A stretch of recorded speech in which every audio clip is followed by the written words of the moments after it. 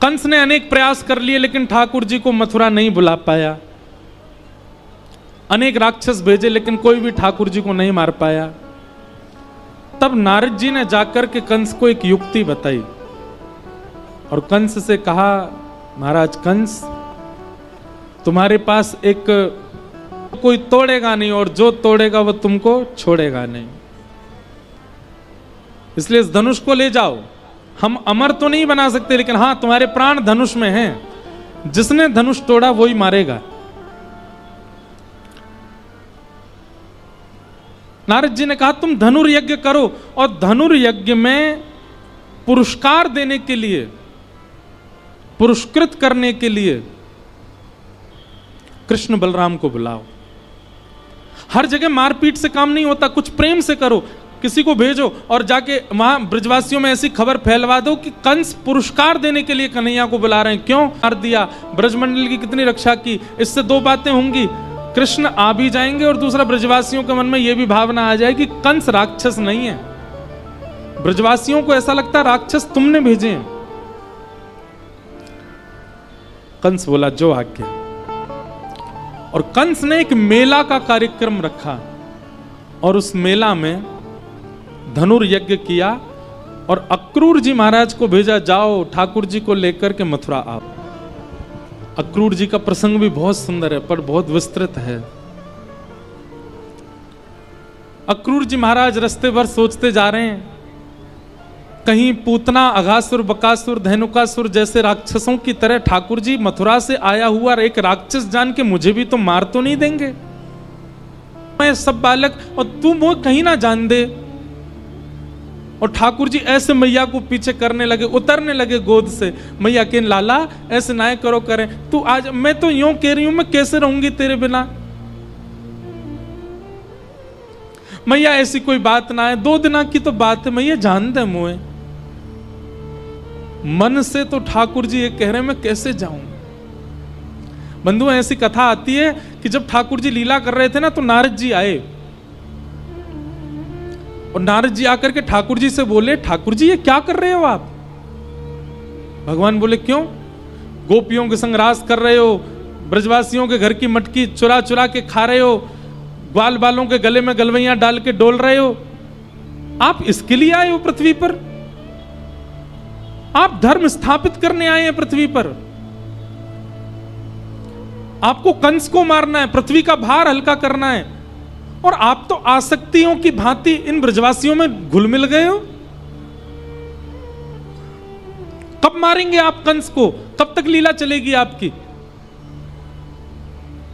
ठाकुर जी के नेत्रों से आंसू आ गए। बोले नारद तेने मुंह काय को याद दिला दे कि मुंह जानो है। अरे मैं तो भूल ही गयो कि मुंह ब्रजवासी से दूर जानो पड़ेगो। ठाकुर जी नारद जी को अपने पास बुलाते हैं और गले से लगा कहते नारद मेरा एक काम कर दे। नारद बोले क्या। बोले पहले वचन दे तू करेगो। नारद जी बोले नहीं वचन नहीं दूंगा, आप कुछ भी मांग सकते हो, बताइए क्या चाहिए।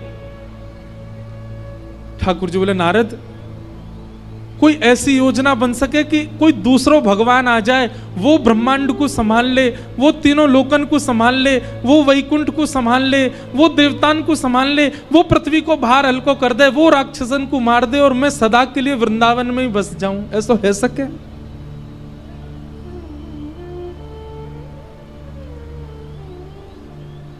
नारद जी थोड़े दूर खड़े हो गए। बोले आप सच में परब्रह्म ही हो ना।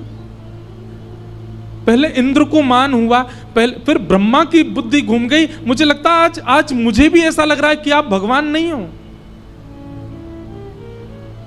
निर्गुण निराकार निरीह सबको मुक्त करने वाला आज आसक्ति में क्यों दिख रहा है मुझे।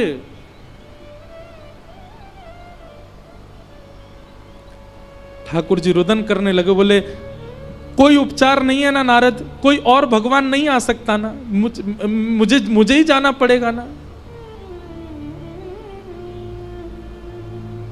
नारद वो दूर देख मधुमंगल घूम रहा है ना, को देखो ये गैया भी ना, पता है नंद बाबा के। बोले लाला शाम को समय होवे दूध काढ़वे को, तूने गौशाला में घुमाए कर। बोले क्यों क्यों बाबा। बोले क्योंकि तू गैयान के सामने तो घूमे आवे तो गैया प्रेम से दूध दे दे, नहीं तो कई गैया तो दूध ही नहीं दे। क्यों? आज कृष्ण नहीं दिखे हमको। संसार के लोग संसार के लिए जीते हैं, पर ब्रजवासी मेरे लिए जीते हैं। नारद मैं कैसे जाऊं इनको छोड़ करके? देख लो ना, कुछ हो सके तो कोई और भगवान आ जाए, उसको तुम भगवान, मैं अपनी पदवी त्याग दूंगा, वैकुंठ छोड़ दूंगा, लक्ष्मी जी से कहना क्षमा कर दें मुझको, अब मैं वापस नहीं आ पाऊंगा, मैं सदा ब्रज में बस जाऊं, इन ब्रजवासियों के बीच, गोपियों के बीच, यशोदा मैया की गोद में सदा रहने का मेरा मन है। सच बताऊं नारद, वैकुंठ से भी ज्यादा सुख है वृंदावन में।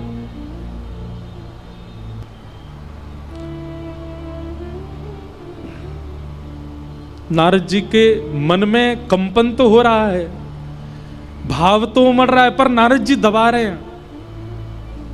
नारद जी चरणों में गिर गए, बोले नाथ नूतन प्रलय हो जाएगा, ब्रह्मांड नष्ट हो जाएगा, 33 कोटि देवी देवताओं के ऊपर आप नहीं रहोगे तो लड़ झगड़ करके आपस में सब मर जाएंगे। मेरी प्रार्थना स्वीकार करो, आपको मथुरा जाना पड़ेगा, ब्रज तो छोड़ना पड़ेगा। सूर्य नारायण से प्रार्थना कर रहे हैं, हे सूर्य नारायण, हमने नित्य आपसे कुछ नहीं मांगा, आज मांग रहे हैं, क्या आप उदित मत हो, आज आप अस्त ही रहो, अंधेरा ही रहने दो, क्योंकि भोर हो कन्हैया चले जाएंगे। आज सूर्य उदय में कोई पक्षी चहक नहीं रहा है, गैया चारा नहीं खा रही हैं, सब अपलक नेत्रों से देख रहे हैं कन्हैया हमको छोड़ के जा रहे हैं। ठाकुर जी जैसे ही बाहर आए, ब्रजवासियों की स्थिति अवर्णनीय है, नहीं रोक पाए अपने रुदन को, चीखें मार मार के रोने लगे ठाकुर जी को। ठाकुर जी बोले अरे तुम पागल है गए हो सबरे, अरे मैं परसों आ जाऊंगा, 2 दिना के काजे जा रहा हूं, इतनों काई को रो रहे हो? लाला तेरे बगैर कैसे जिएंगे हम, तो देखे बगैर वृंदावन में कोई ना रहे। वो हमारो आज 11 वर्ष 56 दिन के हो गए ठाकुर जी, 11 वर्ष 56 दिन में एक दिन ऐसा नाय निकलो लाला जो तो को नाय देखो हो।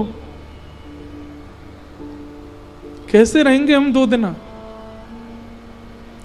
कई ग्वाला तो ठाकुर जी की गोद में चढ़ जाते हैं, ठाकुर जी कह रहे अरे मुझे छोड़ तो दे, न जान तो दे। बोले लाला मैं यहाँ हमारे गले लग रहा हूँ कि तू 2 दिना के काज जा रहा और कहीं तेरे विरह में मेरे प्राण निकल गए तो फिर अंतिम समय गले भी ना लग पाऊंगा, या हमारे आज ही लग रहा हूँ लाला। अरे ऐसे काई को बोले, मैं आऊंगा ना परसों मिलूंगा तो ते।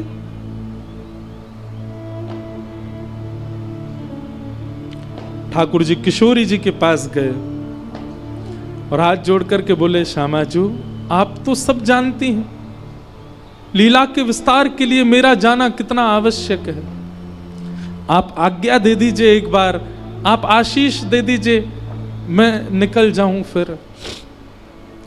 किशोरी जी ठाकुर जी के चरणों की ओर देख रही हैं, ठाकुर जी किशोरी जी के नेत्र नहीं मिला पा रहे दोनों। किशोरी जी ने कहा ठाकुर जी आपने मुझे दुविधा में डाल दिया, मैं क्या उत्तर दूं आपको, आप चले जाओ। क्या प्रेमी अपने प्रियतम से कभी कहता है कि चले जाओ? कभी नहीं कहता। और यदि मैं आपको ना खुद को, यशोदा मैया तो मानो जैसे कोई जीवित लाश हो करने लगा, ब्रजवासियों की रुदन तीव्र हुआ, कोई कहने लगा कन्हैया मत जा भैया, कन्हैया तेरे पर कैसी ग्रीवा, कैसे हार, कैसी ग्रीवा, कैसे हाथ, एक एक रों का स्पर्श यशोदा मैया अपने हाथों से कर रही हैं। और सर्वांगीण अंग को छूते हुए यशोदा मैया ने जैसे ही यशोदा मैया ने जैसे ही लाला के चरण पकड़े, ठाकुर जी टूट, मैया कहां कर रही है? लाला तेरे स्पर्श को अपने हृदय में धारण कर रही हूं। क्यों? क्योंकि अब तू आवेगो नहीं, मोको पतो चल गई है, तो तेरा स्पर्श तो रहेगो ना मेरे पास। कैसी बात करी, क्यों ना आऊंगा मैं? देवकी को लाला है तू, मेरो लाला नहीं है, मेरो कन्हैया नहीं है तू। मुझको आज पता चली इतने वर्ष बाद, मेरो कन्हैया नहीं है। लाला तो से बस एक प्रार्थना, कभी देवकी को ऐसे छोड़ के मत जाइए, देवकी को ऐसे मत बताइयो कि मैंने माखन चुरावे के काजे तो को उखल से बांध दियो, तेरे पीछे छड़ी लेके भागी, मेरो अधिकार नहीं है तो पे। कभी मत बताइयो देवकी को कि मैंने तेरे साथ ये सब अन्याय कियो।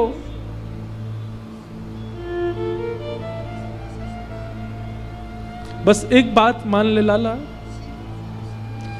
चादना मेरे अंतिम श्वास निकल रही हो, जीवन में कभी मत आइयो लौट के, पर जब मेरे अंतिम श्वास निकल रही हो वास समय मेरे सामने आ जाइयो बस। तो को देखते भाई अपने प्राण त्याग दूंगी ना।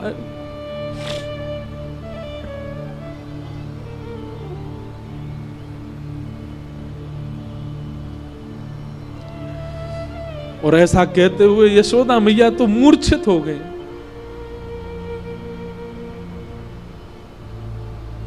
सब ब्रजवासियों को से कहा, ठाकुर जी ने संभालो मां को, और यशोदा मैया की चरण रज अपने सिर पर धारण करके, यशोदा मैया की चरण रज को अपने जिह्वा पे धारण करके, और कुछ चरण रज अपनी जेब में धर के ठाकुर जी ब्रजमंडल को दंडवत प्रणाम करके रथ में आरूढ़ होकर के चले गए।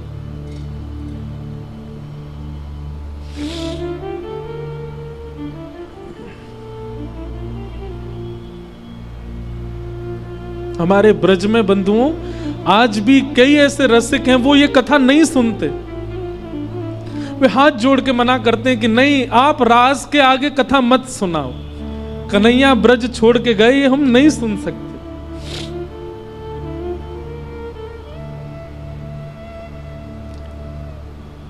ठाकुर जी और ब्रजवासियों की स्थिति भागवत जी में वर्णन करते हैं कि ब्रजवासी ठाकुर जी के रथ को देख रहे हैं और मन में विचार कर रहे हैं, देखियो ये रही ना पावेगो, नेक दूर जाती रथ रुक जाएगो, कूद के आवेगो हमारे पास, जा ही ना सके हम ते दूर। दूसरे बोले चलो तो गयो रथ, अरे तू देख अभी आवेगो।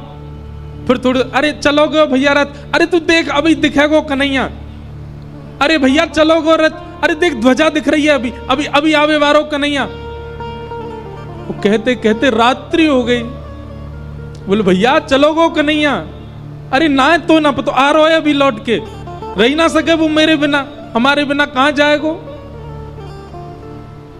मधुमंगल को खींच के ले गए सब, बोले मधुमंगल नहीं आ रहा कन्हैया, परसों आवेगो। किसी को भी विश्वास नहीं हो रहा कि ठाकुर जी कैसे चले गए हमें छोड़ के। हमने सब अपने जीवन पर मानो प्रश्न उठा रहे हैं, हमने कोई सेवा में कमी छोड़ी, हमने कोई प्रेम में कमी छोड़ी, हमने लाड़ दुलार में कमी छोड़ी, क्यों चलोगो कन्हैया।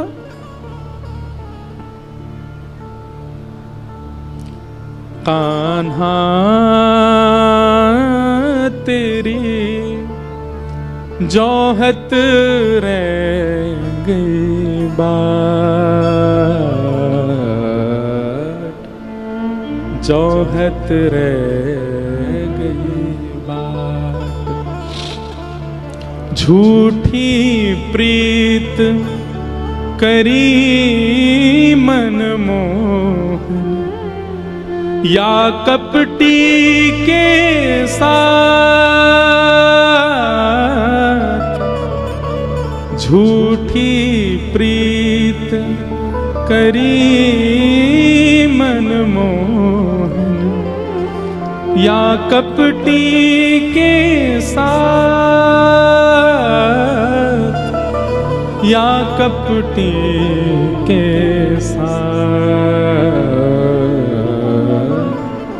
जोहत रह गई बात। कान्हा तेरी जोहत रह गई बात, जोहत रह गई बात।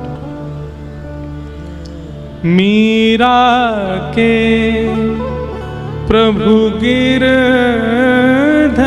नागर, मीरा के प्रभु गिरधर नाथ, दे गयो ब्रज को चाट,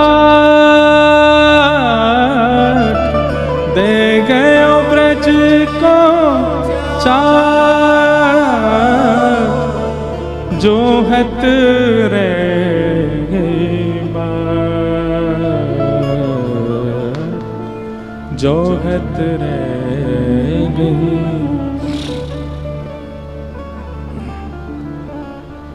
ब्रजवासी बैठे रहे।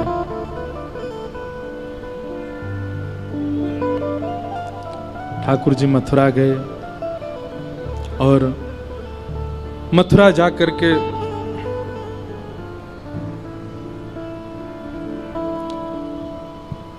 कंस का वध किया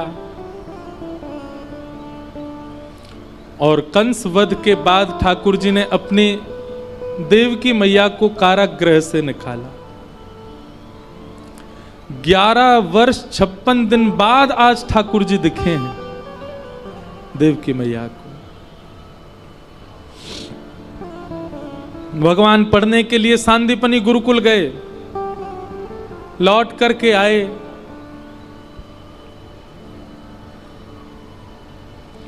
ठाकुर जी, अब ठाकुर जी का नाम कन्हैया नहीं है, अब ठाकुर जी का नाम कन्हुआ नहीं है, अब ठाकुर जी का नाम गोपाल नहीं है, गोविंद नहीं है। अब ठाकुर जी का नाम क्या है? राजाधिराज मथुराधिपति देवकी नंदन वसुदेव नंदन श्री कृष्ण चंद्र महाराज।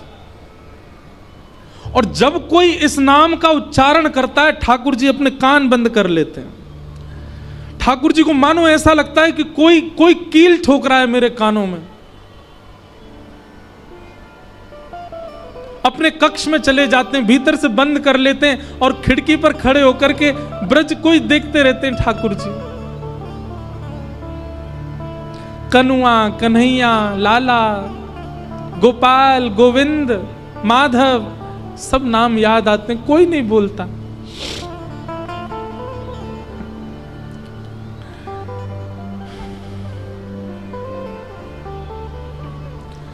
आज देवकी मैया ने मन में विचार किया, इतने दिनों बाद लाला आयो है, मैं अपने हाथन से भोजन कराऊंगी अपने लाला को। 11 वर्ष से मैंने कभी कछु पवायो नहीं, आज मैं पवाऊंगी। और देवकी मैया थाल सजा करके ठाकुर जी के कक्ष में ले गई। लाला चल आजा, भोजन करेंगे। ठाकुर जी तुरंत अपने आंसू पोंछते हैं। देवकी मैया के आगे रोना नहीं है, नहीं तो बुरा लगेगा उनको। मैया के पास गए। ठाकुर जी, मैया एक बात को बुरा तो नहीं मानेगी? मैया बोली, हाँ लाला बोल। मैया मुकु ऐसे नीचे बैठ के पावे को अभ्यास नहीं है। देवकी मैया बोली, अच्छा कैसे पावे को? मैया आऊं तो मुकु गोद में बैठा ले। देवकी मैया बोला, हाँ लाला आजा मेरी गोद में। ठाकुर जी गोद में बैठ गए। मैया अब पवाए दे। देवकी मैया भी भावुक हो रही है कि यशोदा ने कितना लाड किया है कन्हैया को, कितना प्यार किया है, नीचे नहीं बैठने दिया कभी, गोद में बैठाती हैं। देवकी मैया ने थाल पे से जैसे एक वस्त्र हटाया। देवकी मैया माखन सजा के लाई थी कि लाला प्रसन्न हो जाएगा माखन देख के। वहां पे मिश्री पड़ी है खांड की। ठाकुर जी ने जैसे ही थाली देखी और थाली में माखन देखा, ठाकुर जी तो रोने लगे, मैया से लिपट गए। मैया बोली, अरे लाला कहाँ गए हो, काय को रो रहे हो, मेरो कन्हैया काय को रो रहे हो? और ठाकुर जी के मुख से निकलो, मैया यशोदा मैया यशोदा मैया। यशोदा का नाम सुनते ही देवकी मैया ठंडी पड़ गई पूरी। ठाकुर जी को उठा करके बिस्तर पर लिटा दिया। बोले, लाला ऐसे रोयो ना करें, रुक मैं जा रही हूं, मैं पिताजी को भेजूं, वो संभालेंगे। ठाकुर जी जोर जोर से रो रहे हैं। मुझको याद आ रही है, मुझको मेरी मैया के पास जानो है, मुझको मेरे बाबा के पास जानो है।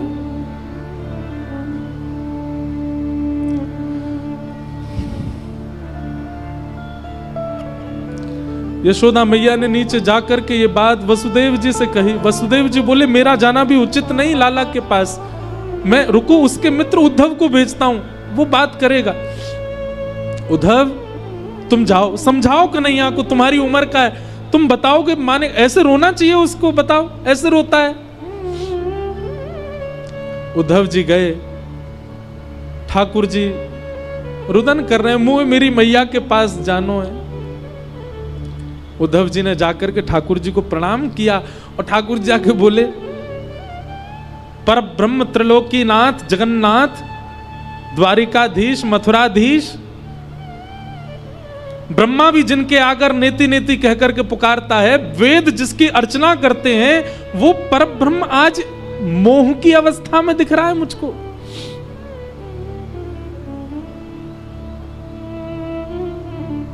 क्या बात है कन्हैया, आप ऐसे क्यों रो रहे हैं? उद्धव मुझ ब्रजवासीन की बहुत याद आवे, मुझ यशोदा मैया की बहुत याद आवे, मुझ पिताजी की बहुत याद आवे। तो पता है मैं पिताजी से कभी अंक भर के नहीं सोयो, मैं हमेशा यशोदा मैया से अंक, अब मुंह को लगे मैं क्यों नहीं सोयो पिताजी से अंक भर के। पिताजी ने एक बार यशोदा मैया से जिद करी, आज लाला को मैं हृदय से लगा के सोऊंगो। यशोदा मैया बोली सो जाए तो सुला लो। अरे वाकू तो मेरी छाती पसंद है, आपसे कैसे लिपट जाए? नहीं लाला आज मुंह से अंक भर के सोएगो। पिताजी ने मुझसे पूछी, लाला आज तू मेरे हृदय से लग के सोएगो ना? मैंने कहा हाँ पिताजी सोऊंगो, लेकिन मैं मन से तो चारों मैया के पास ही सोऊं। पर पिताजी बुरा मान जाते। मैं एक रात पिताजी से हृदय लग के सोया, मुझको रात भर नींद नहीं आई। आधी रात पिताजी उठे और बाबा ने कही, लाला तू जिद मत करे, तू जबरदस्ती मत करे, तू जा मैया से लिपट के सो जा। और मैं कूद के गया और मैया से लिपट के सो गया। तब बाबा के नेत्रन में आंसू आ गए, बोले लाला काश मैं हूं मैया होता तो मेरे हृदय से लग के सोता रात भर। मुझको आज याद आ रही है मैं क्यों नहीं सोया बाबा के पास। ब्रज की गोपीन की याद, ग्वाल बाल मधुमंगल पतो ना जीवित है कि नहीं, मुझे देखे बगैर एक क्षण नहीं रहे वो। उद्धव तू एक बार ब्रज चलो जा। और सुन मैं यामारे कह रहा हूं, तू ब्रज जाएगो, तू जाकर के उनके रुदन को शांत कर देगो, वे मुंह को याद करनो बंद कर देंगे तो मुंह को भी उनकी याद कम आएगी। वास्तव में मुंह को याद ज्यादा यामारे आवे, क्योंकि वो भी मुझे बहुत याद करें। उद्धव मेरी मैया से जा कहियो, मैया से जा। हमारे ब्रज का बहुत सुंदर पद है। ठाकुर जी उद्धव से कह रहे हैं, उद्धव तू ब्रज जाकर के मेरा संदेशा दे दे। तेरो लाला दुख पावे, मेरी मैया से जा कहियो दो, मेरी मैया से। उद्धव मैया को जाके तू मेरो संदेशा देगो? बोले कहा यहां मथुरा में सब मुंह को नहवाए दे। उद्धव बोले मतलब? उद्धव यशोदा मैया मुंह को नहवावे नहीं, गरम गरम जल लेके आती और मेरे मोहन एक पहुंच के अपनी पल्लूते पहुंच देती। यहां पे कोई ना करे ऐसो। कोई ना धोवे मुख ताते जल, तातो मतलब ब्रज भाषा में गरम को बोलते हैं ताता। कोई न मुख धोवे ताते जल, अचरा पहुंच सवारे मैया। कोई न मुख धोवे ताते जल, अचरा पहुंच सवारे। माखन रोटी नाम न जाने, माखन रोटी नाम न जाने। और कनुआ कहे मोए कोई न बुलावे,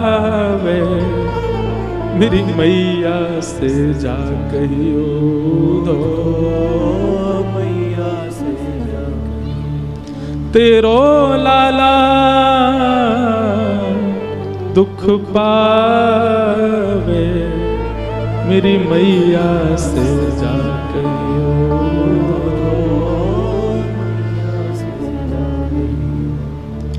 बाबा नंद अंगुरिया गह गह, पायन चल वो सिखावे उधो। बाबा नंद अंगुरिया गह, पायन चलन सिखावे।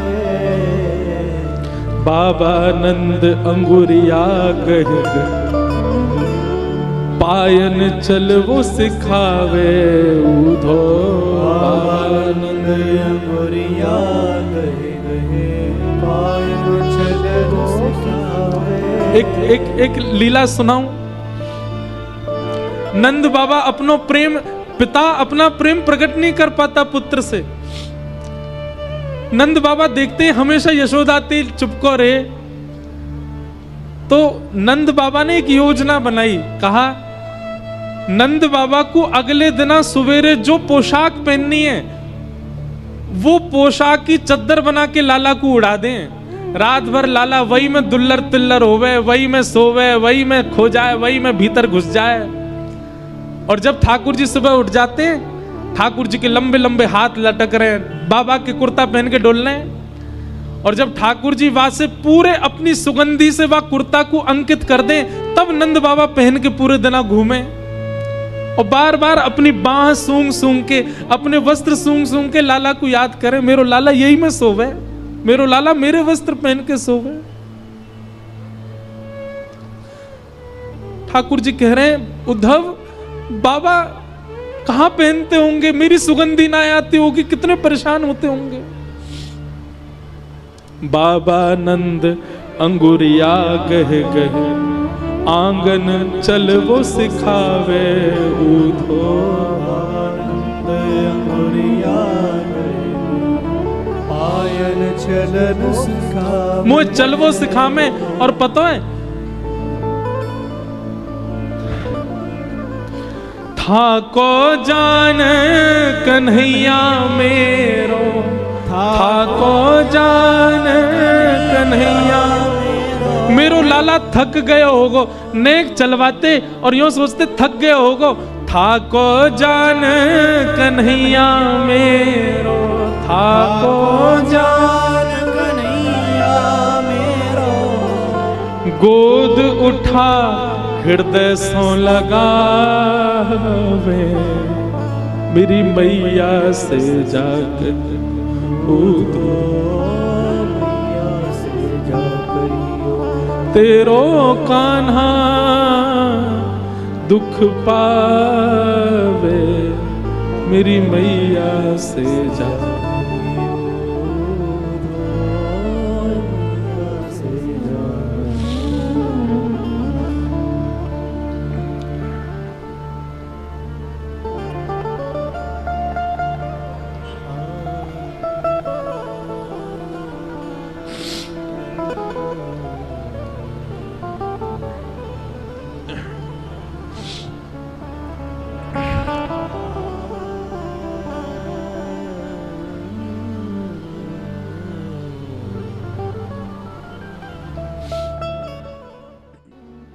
उद्धव जी ठाकुर जी के पास गए। कैसी विडंबना है प्रेम में, कि प्रेम में व्यक्ति को समझाना पड़ रहा है कि तुम कौन हो। यह प्रेम का स्वरूप होता है कि व्यक्ति स्वयं को भूल जाता है, स्वयं की स्थिति, स्वयं के स्तर से परे हो जाता है। अरे व्यक्ति की क्या बात करें, ठाकुर जी भूल गए कि मैं भगवान हूं। उद्धव जी बता रहे हैं आप जगत नियंता हैं प्रभु, आप त्रिलोकीनाथ हैं। आपको देख करके सब जनों के हृदय से मोह नष्ट हो जाता है, आप मोह में पड़ गए। आप आसक्ति में कैसे पड़ सकते हो। भगवान कहते हैं उद्धव तुझे कभी प्रेम हुआ। उद्धव बोले नहीं, आज तक ऐसा सौभाग्य नहीं मिला। बंधुओं उद्धव जी को आप सामान्य मत समझना, उद्धव जी सामान्य नहीं है। श्रीमद् भागवत जी में उद्धव जी के बारे में लिखा है वृष्णीनां प्रवरो मंत्री कृष्णस्य दयितसखा शिष्यो बृहस्पतिर्साक्षात् उद्धवो बुद्धिसत्तम। उद्धवो बुद्धिसत्तम।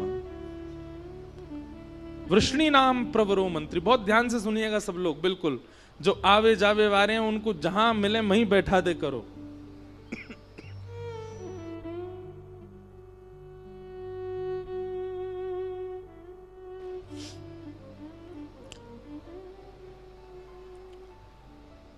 उद्धव जी सामान्य नहीं है। तीनों ब्रह्मांड में सबसे ज्यादा बुद्धिमान व्यक्ति हैं बृहस्पति, और बृहस्पति का सबसे प्रिय शिष्य है उद्धव। और जहां पर भगवान अपनी विभूतियों का वर्णन करते हैं कि इनमें ये मैं हूं, इनमें ये मैं हूं, इनमें इनको मेरा ही स्वरूप मानना, ऐसे भगवान ने कहा यदुवंशियों में उद्धव ये मैं ही हूं। उद्धव में और मुझ में किंचित भेद मत मानिएगा, हम दोनों समान हैं। बताओ भगवान श्री कृष्ण के कितने सखा हैं पूरी कृष्ण लीला में? 3। कौन कौन? अर्जुन, उद्धव और श्री सुदामा जी। ब्रजवासियों को आप सखा मत मानो, वो तो प्राण है ठाकुर जी के। कई लोगों ने मुझसे कहा, बोले आप कहते हैं 3 सखा ठाकुर जी के, मधुमंगल श्रीदामा ये कौन? मैंने कहा ये तो प्राण है ठाकुर जी के। भगवान कहते हैं व्रजवासी वल्लभ सदा मेरे जीवन प्राण, इनको नाही बिसारी हो मुहे नंद बाबा की याद। ठाकुर जी कहते हैं मैं नंद बाबा की सौगंध खा के कहता हूं ब्रजवासियों को कभी नहीं भूल सकता, ये तो मेरे प्राण हैं। सखा भगवान के 3 हैं। कौन कौन? उद्धव, अर्जुन और सुदामा जी। उद्धव जी ठाकुर जी के पास गए और ठाकुर जी के पास जाकर के उद्धव जी समझा रहे हैं ठाकुर जी को, हे ठाकुर जी आप अपने रूप को पहचानिए, आप सामान्य नहीं हैं।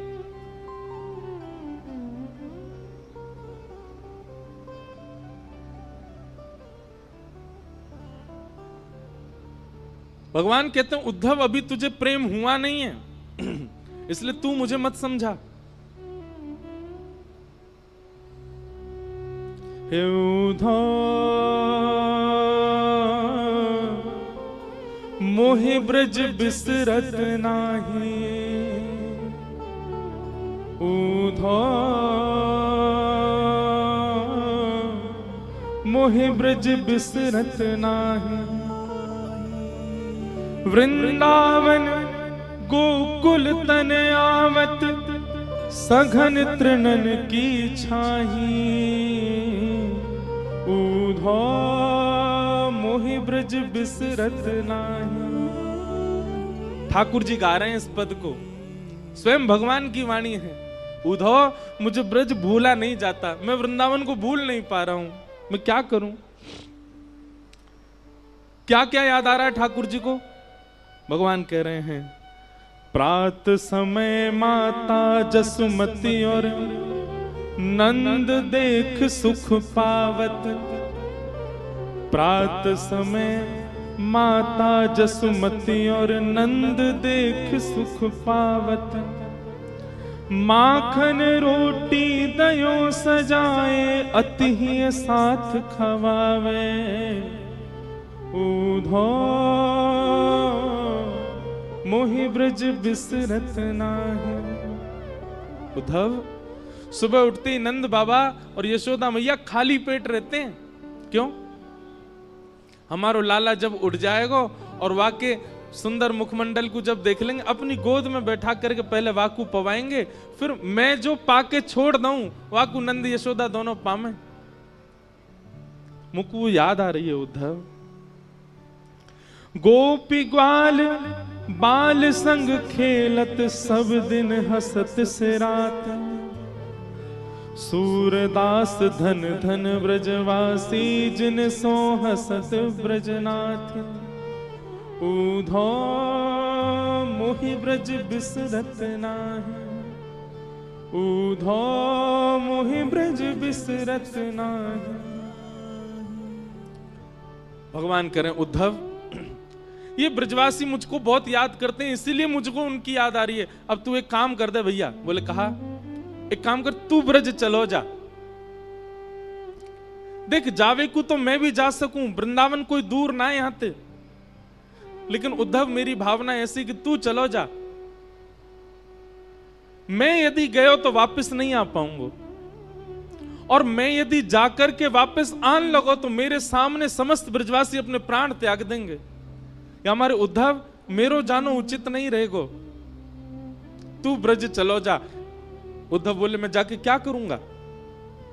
बोले कछु ना, बस एक बार देखिए ये नंदरानी कैसी हैं, मेरी मैया कैसी हैं, मेरे पिताजी कैसे हैं, सब गोपी कैसी हैं, श्री किशोरी जी कैसी हैं, मेरे सखा मधुमंगल श्रीदामा सब कैसे हैं, एक बार उनकी सुध लेके आ जा। भगवान ने तो कहा था कि तुम सुध लेकर के आओ, पर उद्धव अपनी तरफ से बोला मैं अब जा ही रहा हूं तो एक प्रवचन और सुना करके आऊंगा। ये अज्ञानवश ब्रजवासी आपको अपना मान बैठे हैं। इन ब्रजवासियों को लगता है कि आप इनके लाला हो, आप इनके सखा हो, आप इनके मित्र हो, इसलिए आपको याद करके रोते हैं। मैं उनको बता करके आऊंगा कि आप सामान्य नहीं हो। खम वायु अग्निम सलिलम महिम च ज्योतिम से सत्वानि हृदो द्रुमादिन सरित समुद्रांश हरे शरीरम यत्किंच भूतम प्रणमेत अनन्यम। आप साक्षात ब्रह्मांड नायक श्री कृष्ण हैं, आप साक्षात परमात्मा हैं। आप किसी के पुत्र नहीं हैं, आप किसी के सखा नहीं हैं, आप किसी के मित्र नहीं हो सकते, आप भगवान हैं। मैं ब्रजवासियों को बता करके आऊंगा नाथ। भगवान कुछ नहीं बोले, चुप रहे। उद्धव ठीक है, ठाकुर जी की बात सुनो। ठाकुर जी कह रहे हैं उद्धव ठीक है, तू चलो जा, और तेरो मन करे तो प्रवचन कर दियो, लेकिन सुन मेरी एक बात। बोले कहा, ज्यादा कठिन शब्द मत बोलियो, ब्रजवासी बड़े सीधे हैं, समझना है पामेंगे। तू ज्यादा वेद वेदांत की बात करेगो, ज्यादा लच्छेदार वाणी बोलेगो, ज्यादा संस्कृत बोलेगो, भोले भाले बेचारे समझना है पामेंगे। तू सीधी सीधी बात करके आइयो। उद्धव को अपने ज्ञान का अहंकार। ठाकुर जी से बोला आप मत समझाओ मुझे, मैं देख लूंगा, मुझे सब पता है, मुझे किसको कैसे बात कर। बोले उद्धव तू इंसानों को जानता है, तू प्रेमियों को नहीं जानता। अभी ब्रजवासी प्रेमी है, वो इंसान नहीं है। बंधुओं हम आपसे एक प्रार्थना करके एक बात कहें, आज भी ब्रजवासी चाहे जैसे हो, पर वो इंसान जैसे है ही नहीं, वो तो कोई अलग ही प्रेमी है। वो ब्रजवासी आपको गारी दे दे, ब्रजवासी अल्लड़ पने ते चले, ब्रजवासी कछु करे, वहां में आप गुण ही देखो। हमारे ठाकुर जी ने दुर्गुण नहीं देखे तो हम कौन होते हैं उनमें अवगुण देखने वाले। जैसे जैसे पहली बार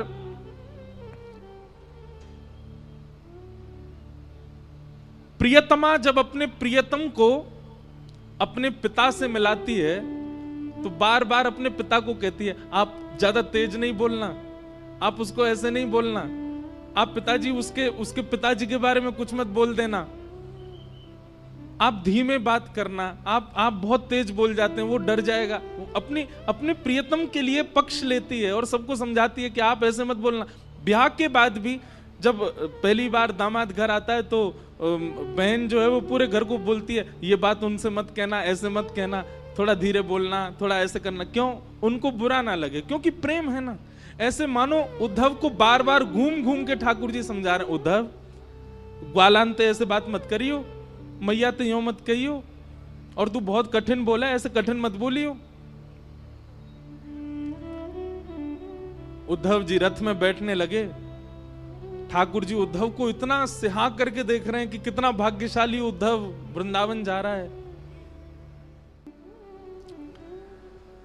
उद्धव जी ने जैसे ही रथ में आरूढ़ हुए, भगवान अरे नेक रोक उद्धव, नीचे आ।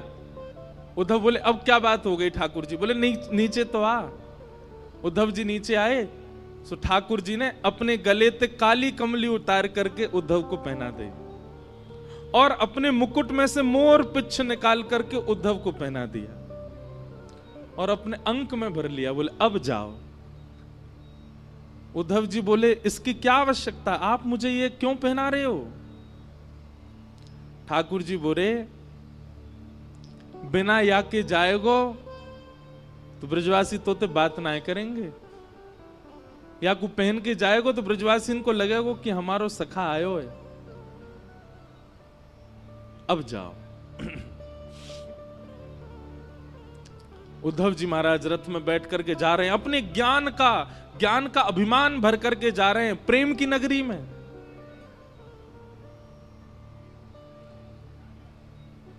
जैसा देश वैसा भेष होना चाहिए, यदि वैसा भेष नहीं होगा तो देश आपको स्वीकार नहीं कर पाएगा।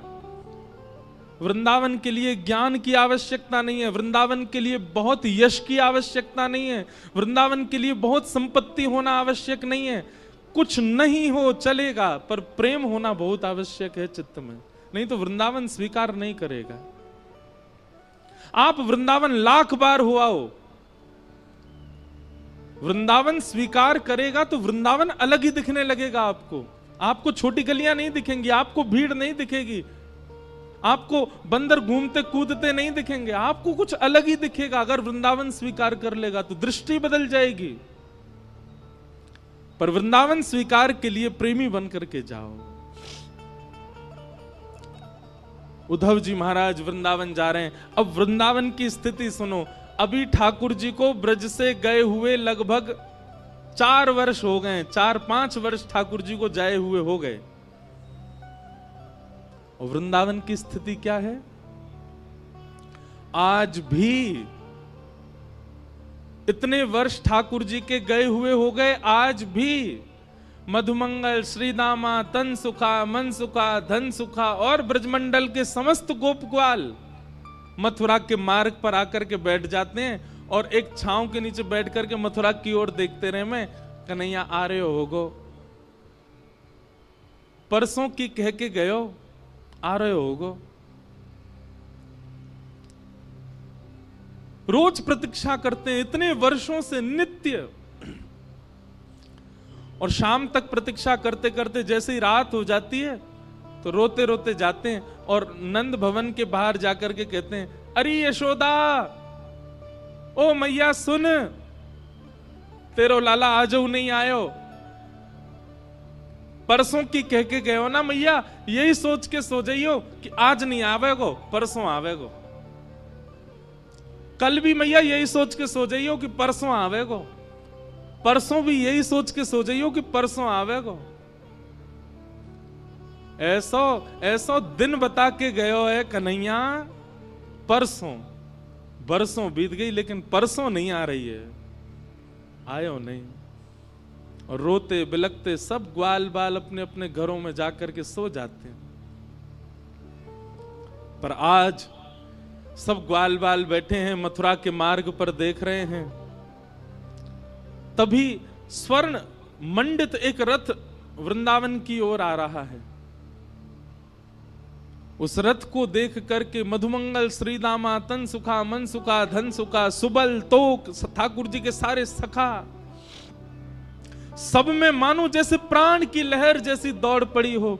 अरे कन्हैया आ गयो, अरे हमारो लाला आ गयो, अरे देखो भैया सखा आ गयो, अरे आज परसों आ गई, आज तो कन्हैया आ गयो, अरे मथुरा ते रथ आ रहो भैया, अरे कोई जाओ, जाकर के पूरे वृंदावन में हल्ला मचाओ, व्यवस्था करेंगे, बंधन बार बांधेंगे, रोली लाएंगे, अरे भैया सारी भूल माफ कर देंगे, लाला को हृदय से लगाएंगे, हमारो लाला आ गयो।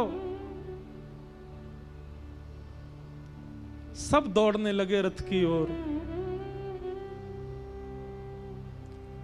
मधुमंगल बोलो, मैं नहीं जाऊंगा, तुम सब जाओ, या से बात ना करूंगा मैं, या को मुंह ना देखूंगा मैं। अरे जी बहुत बेकार है, या तो इतनो प्रेम कियो मैंने, इतने दिना बाद आ रहा है, कह दियो मधुमंगल तो तोते मित्रता तोड़ चुका है, तुम सबरे जाके मिल लो, मैं ना मिल लो। श्री दामा समझा रहे, अरे भैया लाला आयो, एक बार जोड़ते दौड़ के गले लगा ले, फिर भली नाराज है जाइयो, इतने साल बाद आ रहे हो, मिल तो ले। मधुमंगल बोलो, सही कह रहे हो श्री दामा, लाला बहुत दिनों बाद आ रहे हो, एक बार अंक से भर लूंगा कस के और फिर दारी के ऐसो दूर फेंकूंगा, मुझे फिर मत मिलवाइयो बातें जी, बहुत उद्यमी है, इतने दिनों बाद आ रहा हो, चल चल चल दौड़ के सबर मिले बातें। सब ब्रजवासी दौड़ करके गए और बीच मार्ग में ही रथ रोक लिया, चारों तरफ से घेर लिया। सबके मुखमंडल पर प्रसन्नता है और नेत्रों में आंसू हैं। एक दूसरे को हाथ कस के पकड़ रखो है कि हमारो लाला आ गयो, हमारो कन्हैया आ गयो, देख अब ही उतरेगो रथ में से। तभी रथ का पर्दा हटा और भीतर से श्री उद्धव जी महाराज उतर करके नीचे आए।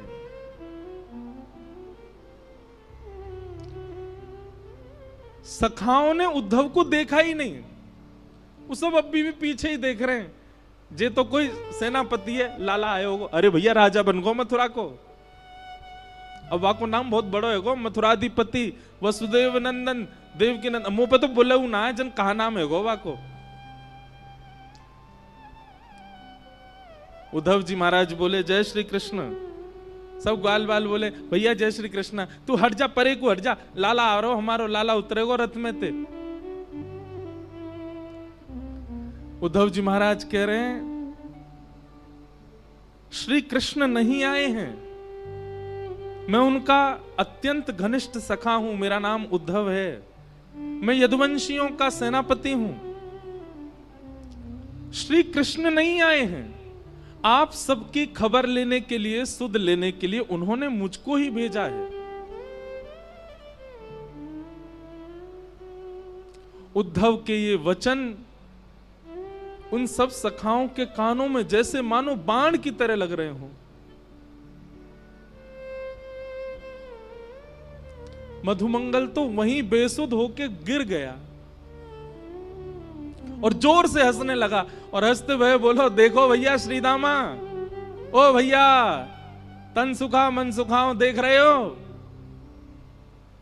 परसों की कह के गयो, बरसों तक आयो नहीं है, और बरसों बाद भी याद आई है तो स्वयं नहीं आयो, अपनो सखा भेजो, हमारी सुध लेवे, ये देखवे भेजो हम मर गए कि जी रहे हैं।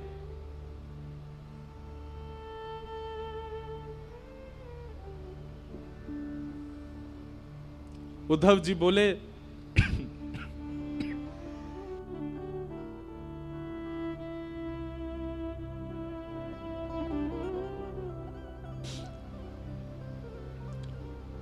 श्री कृष्ण आप सबको बहुत याद करते हैं। बोले मत बोले भैया, तू मत बोले, तेरे हाथ जोड़े, तू काय को आयो ये बता दे हमें, तेरा काम पूरा करा दे, अब आगे मत बता, वाह को नाम मत ले हमारे सामने। अब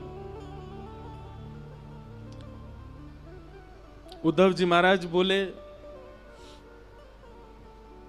मुझे यशोदा मैया से मिलना है, मुझे नंद बाबा से मिलना है, आप में से कोई मुझे मार्ग बताएगा, नंद भवन कहां है, मैं चला जाऊं वहां पर। मधुमंगल बोलो मार्ग बताऊं तो को, आजा मेरे संगा। उद्धव का हाथ पकड़ करके ले गए, एक छोटा सा जल का एक नाला जैसा बह रहा था। बोले या के किनारे किनारो चलो जाइयो, और जहां से ये जल उद्गम है रो है, जहां से ये जल आ रहे हो है, वही नंद भवन है, चलो जा जा। उद्धव जी बोले नाले का उद्गम नंद भवन से? पहली बार सुन रहा हूं, किसी घर से कोई नाला निकलता है क्या?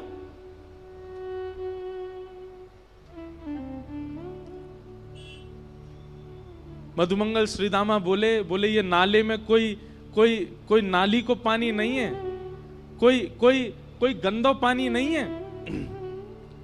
तेरे सखा मथुराधिपति नए नए जो बने हैं श्री कृष्ण, उनके विरह में, उनकी याद में लाखों ब्रजवासी, लाखों ब्रजनारी नंद बाबा यशोदा नंद भवन को घेर करके बैठे रहते हैं, और प्रत्येक दिन पिछले 5 वर्षों से नीर बहा रहे हैं, उन्हीं के नेत्रों के अश्रु ही ये धार बन करके बह रहे हैं।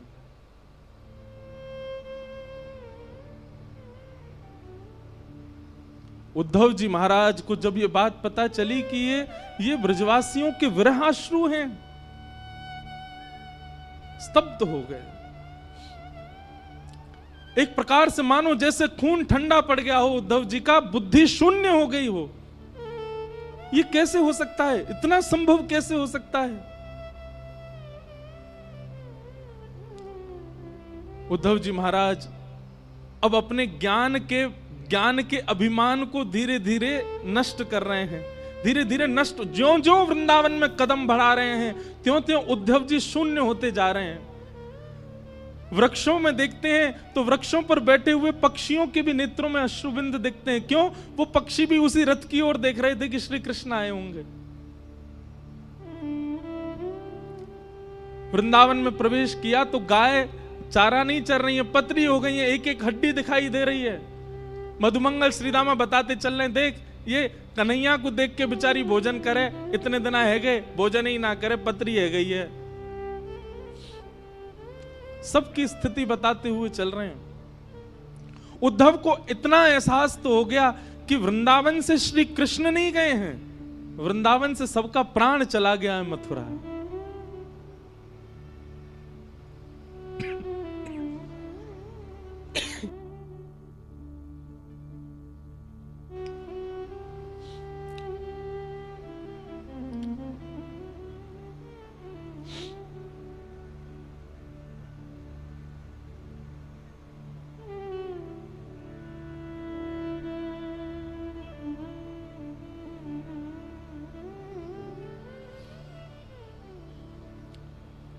मधुमंगल की वाणी में परमानंद दास जी ने एक पद गाया है,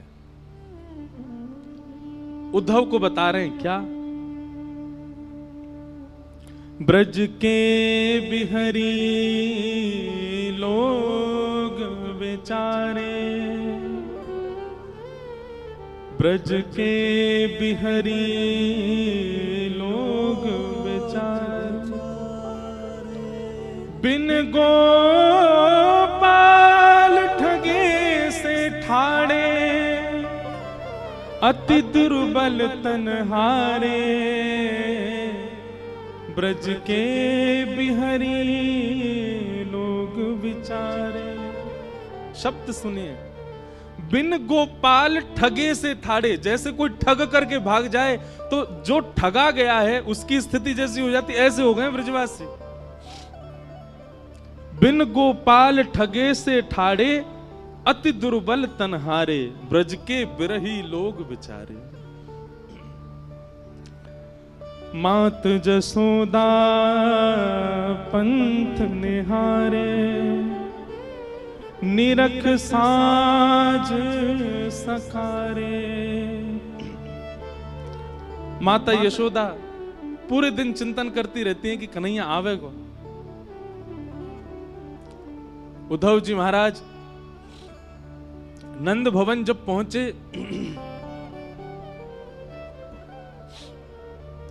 तो मधुमंगल ने जाके हल्ला किया, अरे मैया यशोदा, नंद बाबा देखो कौन आयो है, अरे जल्दी निकस के आओ, देखो कोई ऊधो ऊधो आयो है, देख लो एक बार कोई आयो मथुरा ते। यशोदा मैया अपने कक्ष से निकल करके आई और आकर के मधुमंगल पर चिल्लाने लगी, मधुमंगल तू कब सुधरेगो? इतनी जोर ते काय को हल्ला कर रहा है, इतनी जोर ते काय को चिल्ला रहा हो? तो पतो ना है अभी अभी राजभोग अनोसर भयो, राजभोग पाके कन्हैया सोवे चलो गयो है, अपने कक्ष में सो रहा है और तू जाके यहाँ पे हल्ला मचा रहा है, उठ जाएगो कन्हैया? इतनी बार समझाऊं तो समझ में ना आवे, ऐसी जोर जोर ते चिल्लावे घर पे आके, अभी उठ जाएगो कन्हैया, फिर उठ जाएगो रोवेगो, मोह परेशान करेगो। मधुमंगल बोले, उद्धव सुन रहे हो, 5 वर्ष हो गए कन्हैया को गए, मैया को अभी भी लगता है कन्हैया यही है। मधुमंगल बोले, मैया कहां पे कन्हैया? वो पल्ले कमरा में सो रहा है, पलना में लेटो हुए है। मुझे ले चली उन्हें के पास ले चल, दूर ते ही दिखाते, उठाऊंगा ना मैया। यशोदा मैया बोली हल्ला मत करियो, चल मैं ले चल रही हूं। और यशोदा मैया धीमे धीमे खंभ पकड़ के चलती है, आंखों से अब दिखता नहीं है, नेत्रों की ज्योति कमजोर हो गई है। यशोदा मैया लेकर के गई और जैसे ही कक्ष में पहुंची हैं, कक्ष खोलकर के भीतर प्रवेश करते ही यशोदा मैया धड़ाम से गिर पड़ी और रुदन करते हुए बोली, अरे मधुमंगल, मैं तो भूल ही गई, कन्हैया तो चलो गो कब को, कन्हैया तो मथुरा में बस गए हो, कन्हैया तो देवकी को लाला है गए हो। मधुमंगल जाकर के यशोदा मैया को हृदय से लगावे, बोले मैया तू चिंता मत कर, आ जाएगो लाला, परसों की कह के गए हो ना, तू बस रोज परसों को चिंतन करे कर, अभी तो आज है, कल और है, परसों आवेगो, तू चिंता मत कर।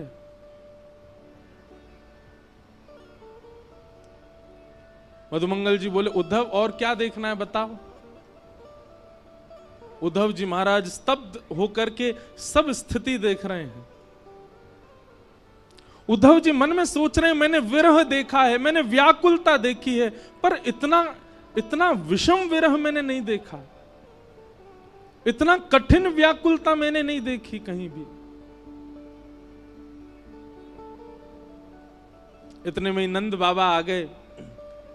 नंद बाबा ते चलो ना जाए। नंद बाबा बड़ी मुश्किलन ते अब अपने पाम धरें, कहीं भी पैर रखें तो मानो जैसे कछु चुभे चरणन में। मधुमंगल बोलो, उद्धव देख, जे नंद बाबा हैं, कन्हैया के पिताजी, और इनकी चाल देख करके तू यूं मत सोचियो कि जे चलना है पारे पावन में कोई दिक्कत है, ऐसी बात ना है। तो बोले, जाद नाते कन्हैया ब्रज छोड़ के गयो, इनने पादुका नहीं पहनी चरणन में, बिना पादुका पहने गैया चरावे जामे, बिना पादुका पहने खेतन में जामे, बिना पादुका पहने गिरिराज जी चले जाएं, वही से इनके चरणन की सबरी बेरी फट गई हैं। संकल्प ले रखो है, जादना कन्हैया आवेगो वही दिना पादुका पहनूंगो।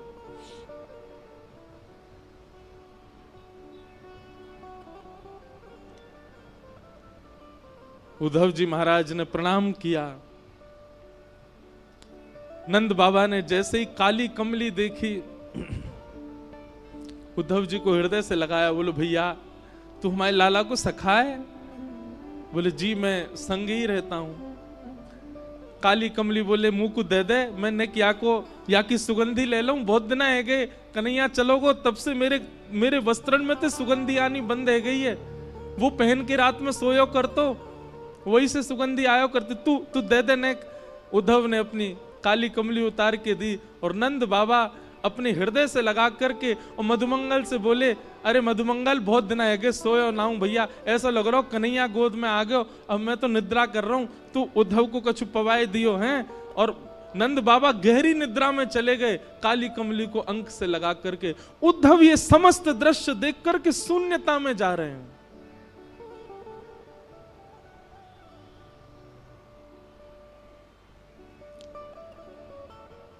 मधुमंगल बोले, चल उद्धव तो को गोपीन से मिला के लाऊं मैं। नंद भवन के पीछे विहंगम वन में समस्त गोपियां बैठी हैं और एक वृक्ष के नीचे उद्धव जी जाकर के खड़े हो गए। गोपियां आपस में चर्चा कर रही हैं, चारों ओर लाखों गोपियां और मध्य में एक शिला के ऊपर तप्त कांचन गौरांगी श्री किशोरी जी बैठी हैं, हमारी लाडली जी बैठी हैं। उद्धव जी खड़े खड़े सबकी बात सुन रहे हैं। तभी एक गोपी कहती है, कल तो कन्हैया ने मेरे संग बहुत ही बुरा कियो। बाकी सब गोपियां बोली, कहा कियो? बोले, अरे मैं जमुना जल भर करके अपने घर के काजे जा रही और जिन नंद को छोरा माने ना है, जन कहां ते आयो और कहां ते कंकड़ लेकर के ऐसी मेरी मटकी में मारो, पूरी मटकी फूट गई, भीज गई मैं तो। और जैसे ही मैं भीजी, पीछे पीछे भाजी, मैंने की लाला तू ऐसो उधम काय को करे, तुम तो बोलो अरे गोपी तू बहुत दिनांते नहाई नहाए तो मैं ते दुर्गंध आवे तो मैंने तो आज नवाए दई। मैंने कि रुक जा दारी के तो जमुना जी में फेंकूंगी मैं। पीछे पीछे भाजी सब गोपियां कह रही हैं फिर कावे हो फिर कावे हो। बोले मैं जैसे ही पहुंची वाक के पीछे मेरे हाथ पकड़वे ही वारो। जैसे ही मैंने हाथ पकड़ो गोपी बोली कहां भय हो फिर। बोले नेत्र खुल गए स्वप्नों देख रही।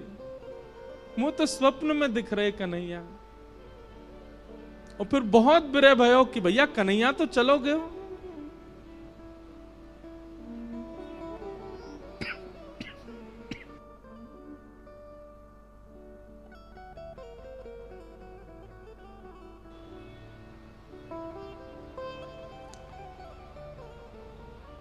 कोई गोपी कोई भाव कहती है, कोई गोपी कोई भाव कहती है। मध्य में बैठी हुई किशोरी जी सबके भाव सुन रही हैं, अपलक नेत्रों से केवल नीचे की ओर देख रही हैं, पलक भी नहीं झपक रही हैं। तभी एक गोपी ने जाकर के किशोरी जी के चरणन को स्पर्श किया। हे श्यामा जी, कछु भाव आप भी बताओ ना, आपको कृष्ण के अनुभव कैसे हो। मैं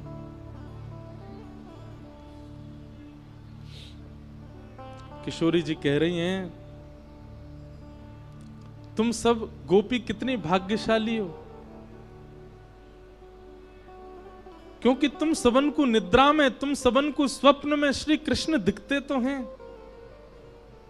पर मेरी तो स्थिति ऐसी है, जा दिना से कन्हैया ब्रज छोड़ करके गए हैं, जा दिन से श्याम सुंदर गए हैं, वह दिन से निद्रा ही नहीं आई है, नेत्र ही बंद नहीं हुए हैं, और निद्रा ना आने की वजह से स्वप्न ही नहीं आया। कैसे बताऊं तुमको कि मैंने क्या देखा। तुम भाग्यशाली हो कि तुम सो जाती हो रात को, पर मोह तो नींद ही ना आवे। कन्हैया तो गए, श्याम सुंदर तो गए, पर मेरी बैरणी निद्रा को संग ले गए, मुंह को निद्रा ना आवे।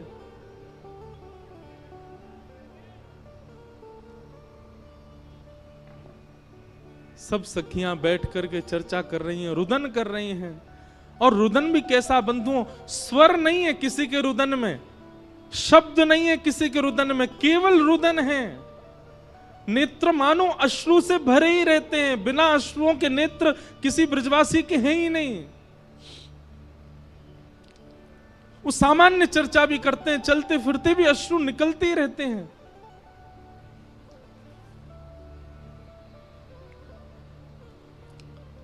तभी एक गोपी की दृष्टि पड़ी वृक्ष के नीचे खड़े हुए उद्धव पर, और उद्धव को देखा तो इतना ज्यादा गौर नहीं दिया, लेकिन उद्धव के सिर पर विराजमान मुकुट के ऊपर जब मोर पिच्छ को देखा,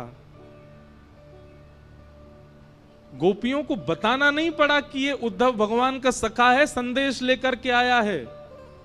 मोर पिच्छ देखते ही समझ गए ये श्री कृष्ण का मोर पिच्छ है, और हमारी सुध लेने के लिए उद्धव को भेजा। अपने देखते ही पता चल गया गोपियों को।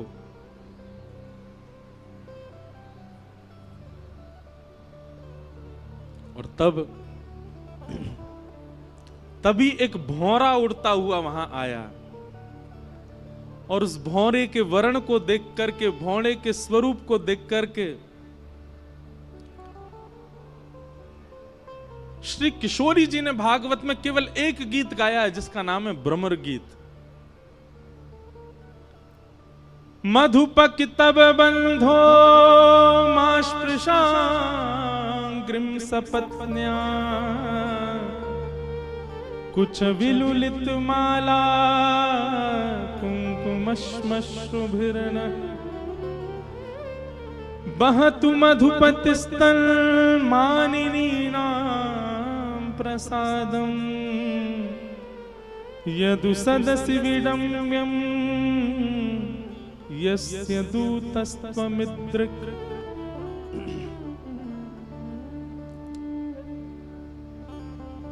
मानो उस भौरे को केंद्र में लेकर के गोपियां उद्धव से नहीं कह रही हैं, भौरे से बात कर रही हैं, और उत्तर सारे उद्धव को ही दे रही हैं। अरे भौरे, तू काला काला है, कृष्ण भी काला है, जरूर उन्हीं का सखा है तू। तभी एक गोपी कहती है सखा क्यों नहीं होगा, भौरे का और कृष्ण का एक सा ही तो स्वभाव है। जैसे भौरा एक पुष्प पर बैठता है, उसका रस ले लेता है, फिर उस पुष्प को छोड़ देता है, फिर दूसरे पुष्प पर चला जाता है, उसका रस लेता है, फिर दूसरे पुष्प को छोड़ देता है, तीसरे पुष्प। ऐसे ही तो कन्हैया है। हम ब्रजवासी इनको रस लेते रहे हो और जादना हमसे मन भर गयो, मथुरा चलोगो, मथुरा तो कहीं और चलो जाएगो। ये निश्चित उसी का ही सखा है।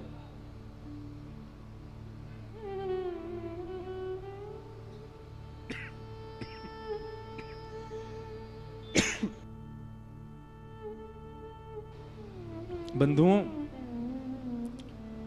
अर्जुन भगवान श्री कृष्ण का विद्यार्थी है, पर हमारे ब्रजमंडल में उद्धव को ज्यादा मानते हैं। क्यों? क्योंकि उद्धव श्री किशोरी जी का विद्यार्थी है, उसको किशोरी जी ज्ञान दे रहे हैं।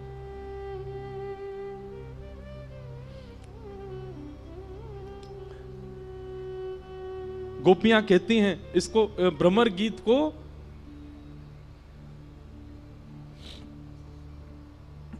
व्याज स्तुति कहते हैं। व्याज स्तुति का मतलब होता है कर तो स्तुति रहे हैं पर टोंट मार मार के स्तुति कर रहे हैं। तो गोपियां यहां पर भगवान पर टोंट मार रही हैं और उद्धव को सुना रही हैं। गोपियां कहती हैं ये उद्धव तो ये श्री कृष्ण तो जन्म जन्मांतर के कपटी हैं। कैसे कपटी हैं? कि मृगयुरिव कपिंद्रम विव्यधे लुब्धधर्मा स्त्रयमकृत विरूपा स्त्रीजितः कामयाना बलिमपि बलिमत्वा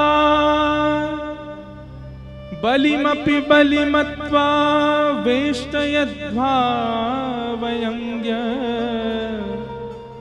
तदलवसमस्तस्तुदस्त्यत्कथार्थः। गोपियां कह रही हैं कन्हैया ने हमारे साथ कपट नहीं किया, इनके स्वभाव में ही कपट है। सखियां बोली कैसे कपट? बोले अरे छुप करके बाण मार दिया। किसको? बलि को, बाली को छुप करके बाण मार दिया। कपट किया कि नहीं किया? बोले हाँ कपट तो किया। बोले केवल बाली के साथ नहीं, बलि जिसने तीनों लोगों को अपने अंदर ले लिया था, उसके यहां पर वामन बनकर के गए और वामन बनकर के गए और जाकर के कहा कि लाओ हमें 3 पग जमीन की भिक्षा दो। जैसे ही बलि ने संकल्प किया विराट हो गए, 2 पैर से तीनों लोक नाप लिए और कहने लगे तुमने 3 पग जमीन देने का वरदान दिया था, मैंने 2 पैर से तीनों लोक नाप, बता तीसरा पैर कहां रखूं, नहीं तो तुझे बंदी बना करके नरक में डाल दूंगा। उसके साथ कपट किया, बन के वामन गए और जैसी संकल्प हुआ विराट हो गए। अरे बेचारी सुरपनखा ब्याह करने आई थी, केवल इतना ही तो कहा था कि आप मुझसे ब्याह कर लो, उसके नाक कान कटवा दिए, उसको विरूपा कर दिया। और अब हम गोपियां, हमसे स्नेह किया, प्रेम किया, हमारा घर परिवार सब छुड़वा दिया और आज हमें यहां रोता बिलखता छोड़ के चले गए। अरे हमें पहले ही समझ जाना चाहिए था श्री कृष्ण ऐसे ही हैं, उनका हमेशा से स्वभाव ऐसा ही रहा है।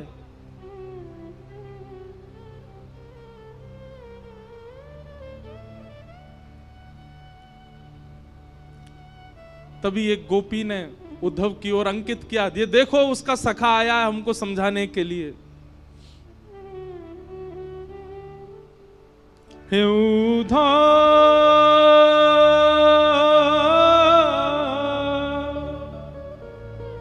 मत आइयो समझाने, हे उद्धव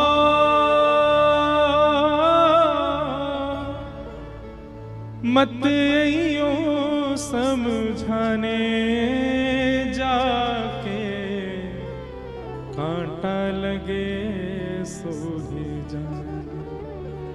जाके कांटा लगे सो ही जाने।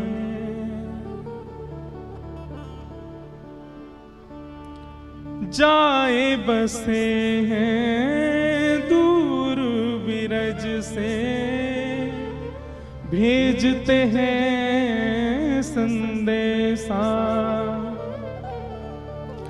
जाए बसे हैं दूर बिरज से, भेजते हैं संदेशा। हम गोपीत राह तकत हैं, रूप हो गया कैसा। ब्रज से दूर चले गए, स्वयं मिलने नहीं आए, संदेशा भेज दिया। हम गोपियों का रूप देख रहे हो उद्धव, कैसा हो गया, रो रो करके उनके प्रेम में, उनके विलाप में। तो तुम कहोगे कि तुमसे तो कुछ समय का संबंध था, तुमसे तो कुछ समय का प्रेम था, यशोदा मैया ने क्या बिगाड़ा था। जाए बसे हैं दूर बिरज से, भेजते हैं संदेशा। हम गोपीत राह तकत हैं, रूप हो गया कैसा। पथराई मैया की अखियां, दर्शन उसका पाने जाके कांटा लगे सो ही जाने। जाके कांटा लगे सो ही जाने।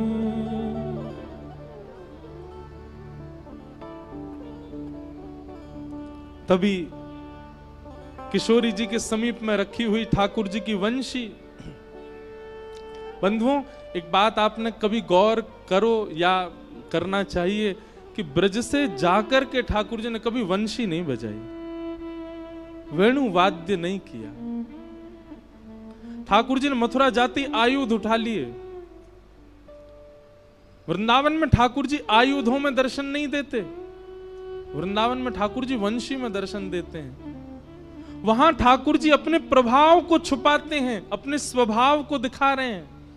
वृंदावन से दूर जाते ही ठाकुर जी अपने स्वभाव को छुपा लेते हैं, वहां अपना प्रभाव दिखा रहे हैं। शंख चक्र गदा पद्मधारी त्रिलोकी नाथ, एक भ्रगुटी टेढ़ी करते ही महाराज शिशुपाल की गर्दन सर से अलग कर दी। महाभारत का युद्ध चुटकियों में जिता दिया पांडवों को। समुद्र के बीच नई नगरी बना दी द्वारिका, 16,108 ब्याह करके। ठाकुर जी का प्रभाव प्रकट होता है वृंदावन से जाके। वृंदावन में तो ठाकुर जी स्वभाव में रहते हैं। ऐसे कोमल से ठाकुर जी, कोमल कोमल हाथ, कोमल से चरण, कोमल मुखमंडल और पतरी सी नेक्सी सी बंसी बजामे। एक गोपी उस वंशी को लेकर के उद्धव के पास गई। उद्धव,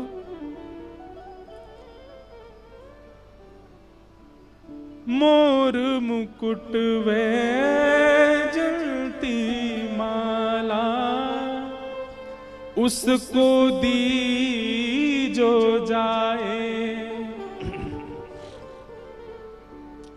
कहियो असुवन जल सो यमुना, खारी ना हो जाए। और ले जाओ ये वंशी उधो, उसको याद दिलाने जाके कांटा लगे सो जाके कांटा लगे सो ही जाने। उधा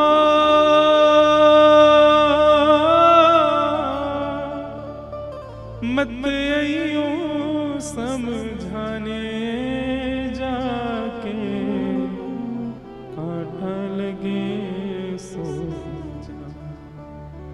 जाके कांटा लगे सो।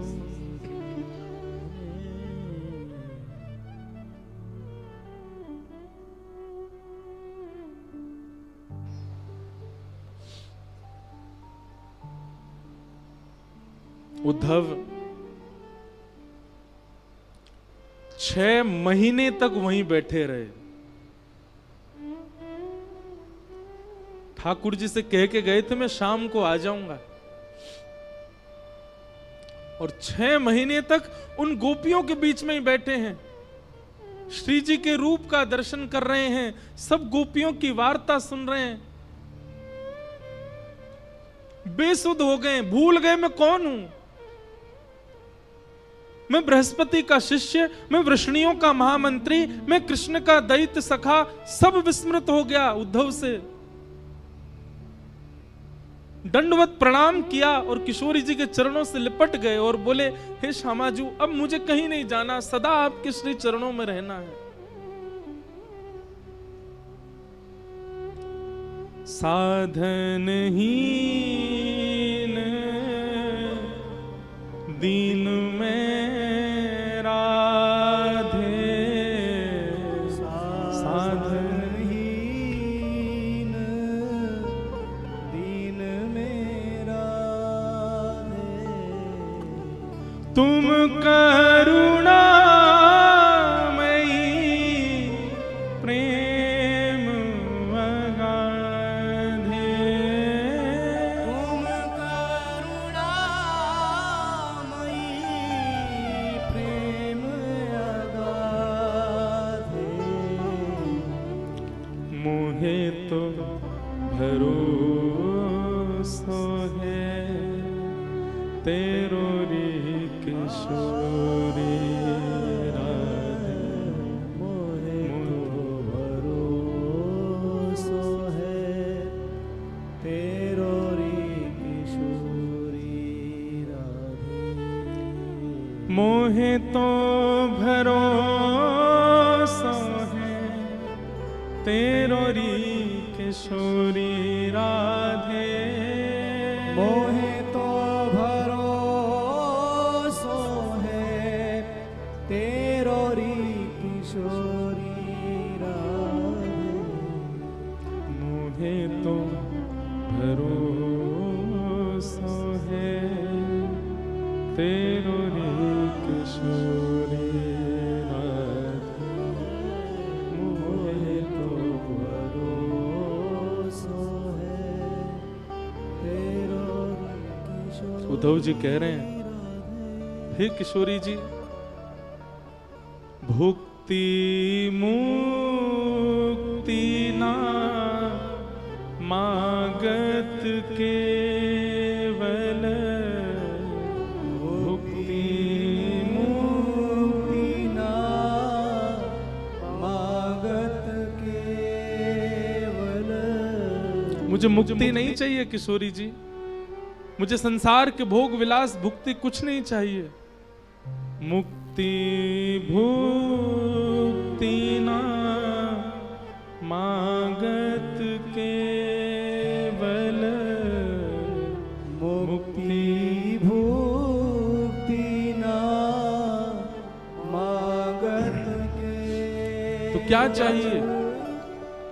अपनो जान संभालो किशोरी राधे, अपनो जान संभालो किशोरी राधे, अपनो जान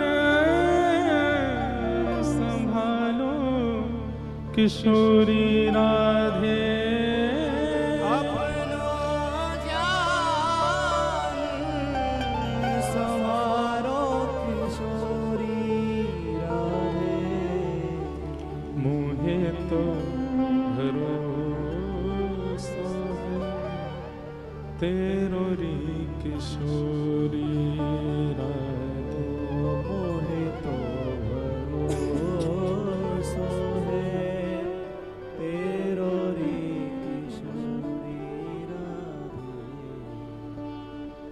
उद्धव जी आप जाओ, हमारो कन्हैया आपसे बड़ो प्रेम करे, प्रीति करे। उद्धव, वृंदावन से मथुरा इतना दूर नहीं है कि हम जा नहीं सकते। वृंदावन से मथुरा की दूरी इतनी नहीं है। अरे भैया, हम एक दिन में 2 बार जा सकती हैं मथुरा, पर हमारो प्रेम ऐसा नहीं है कि हम अपने प्रियतम के पास मुंह उठा के ऐसी चली जाएं।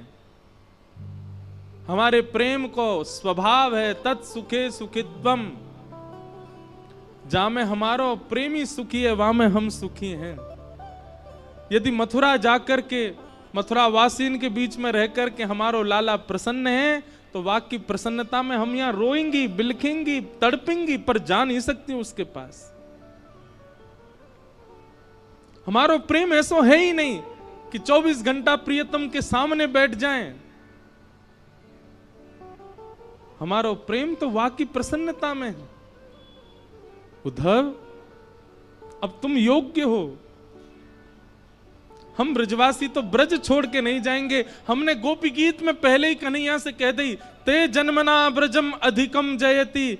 कन्हैया, तो से ज्यादा प्रिय हमको ब्रजमंडल है। क्यों?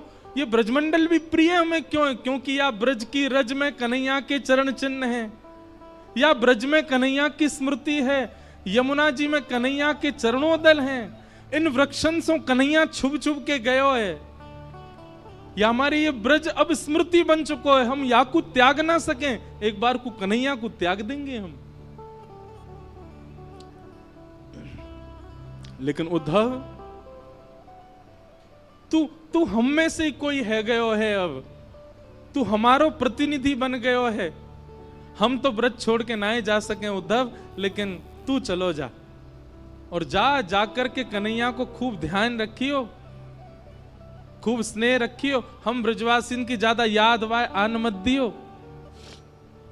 उद्धव जी चरण पकड़ करके बैठे, श्री जी से कह रहे हैं मैं सब त्याग दूंगा, लेकिन मैं ब्रज नहीं छोड़ सकता, मैं आपकी सन्निधि नहीं त्याग सकता। किशोरी जी बोली, यदि हम अपनी सेवा की बात कहें तो तू ब्रज में रुकियो, लेकिन हम तो तोकू अपने प्राणन की सेवा की अधिकार दे रहे हैं। चलो जा, हमारो प्राण है कन्हैया। तू सदा उनके संग रहेगो तो हमको एक भाव रहेगो कि चलो हमारो एक सेवक कन्हैया के संग है। तू जा, और जा करके कन्हैया को खूब ध्यान रख। 6 महीनों से उद्धव जी एक ही वस्त्र में हैं, एक ही अवस्था में, जैसे आए थे वैसे ही हैं अभी भी। विरह व्याकुल उद्धव जी महाराज रोते बिलखते वृंदावन से जा रहे हैं। वृक्षों को बार बार हृदय से लगा रहे हैं, ब्रजवासियों को हृदय से लगा रहे हैं, सबके चरणों में बार बार प्रणाम कर रहे हैं, बार बार अपनी झोली फैला करके विधाता से कह रहे हैं, एहु विधि ना तो पे अचिरा पसार मांगू, जन्म जन्म दीजो याही ब्रज वसिवो। आशा महो चरण रेणु जशाम हम शाम, वृंदावने किमपि गुलमलतौषधी नाम। हे विधाता, यदि आप मुझसे प्रसन्न हो तो इस वृंदावन का कोई छोटा पौधा बना करके मुझे भेज देना। पैदल ही उद्धव जी महाराज मथुरा को चल दिए, रथ में नहीं गए। और मथुरा में श्री ठाकुर जी के भवन में जैसे ही प्रवेश किया, भगवान श्री कृष्ण अपने आसन से खड़े हो गए। अरे मेरा उद्धव आया, मेरा प्यारा उद्धव आया। उद्धव जी क्रोध में भर करके गए हैं, गले भी नहीं लगे ठाकुर जी के, सीधा हाथ पकड़ा और खींच करके ले जाने लगे।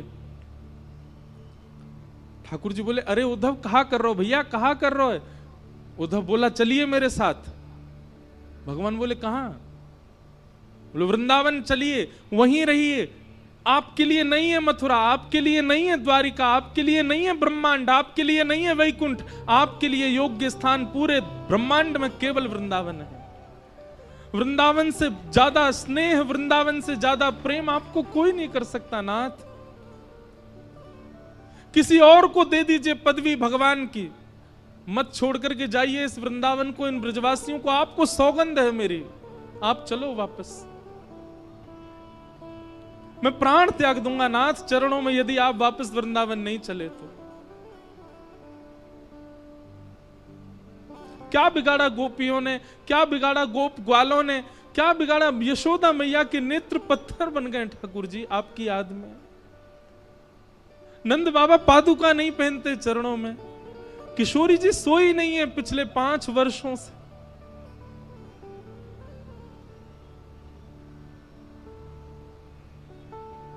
आप चलो वृंदावन वापस।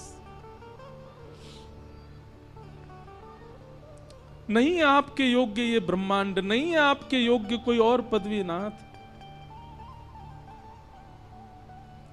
ठाकुर जी ने कस करके उद्धव को हृदय से लगाया। बोले उद्धव तू ज्ञानी था, तू विरक्त था, तू श्रेष्ठ था, पर मुझे तुझसे इतना प्रेम था कि मुझे बस एक ही कमी लगती थी कि मेरा उद्धव प्रेमी कब बनेगा। और इन 6 महीनों में मेरा उद्धव प्रेमी बन करके आ गया। ब्रजवासियों ने प्रेमी बना करके मेरे उद्धव को भेज दिया। मुझे मत कहिए कुछ भी, आप चलो मेरे साथ। देव की मैया, मैं रह लूंगा आपके बगैर, मैं रह लूंगा आपके स्थान पर। मैं नहीं आऊंगा वृंदावन लौट करके, बल्कि मेरी स्थिति भी ऐसी है कि मैं अब रह नहीं पा रहा हूं। मुझे जब से मथुरा आया हूं मुझे लग रहा है मेरे प्राण ना निकल जाएं। पर नाथ मैं त्याग कर दूंगा वृंदावन का, पर मेरे लिए आप चले जाओ वापस, मेरी प्रार्थना है। मत करिए कोई लीला, कोई आवश्यकता नहीं है ब्रह्मांड को आपकी, आपकी आवश्यकता ब्रजवासियों को है।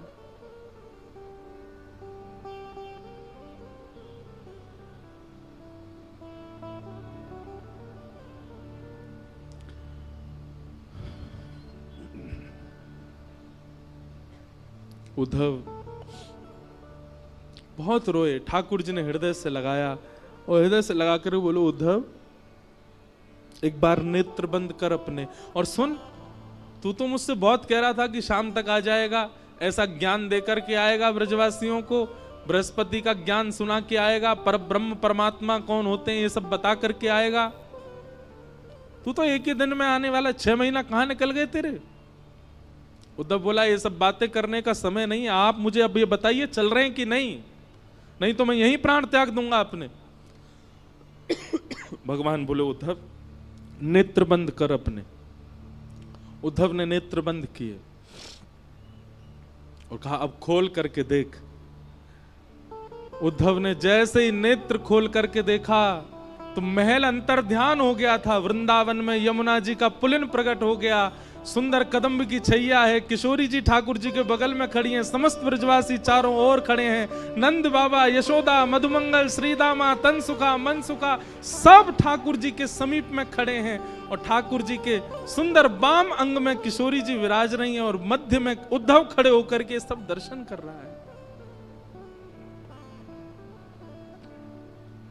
ठाकुर जी के आगे हाथ जोड़ करके बैठ गया। नाथ ये क्या दिखा रहे हैं आप मुझे, ये कैसी लीला है आपकी, ये मैं क्या देख रहा हूं, ये वृंदावन कैसे आ गया, ये सब ब्रजवासी ये सब कैसे यहां पर।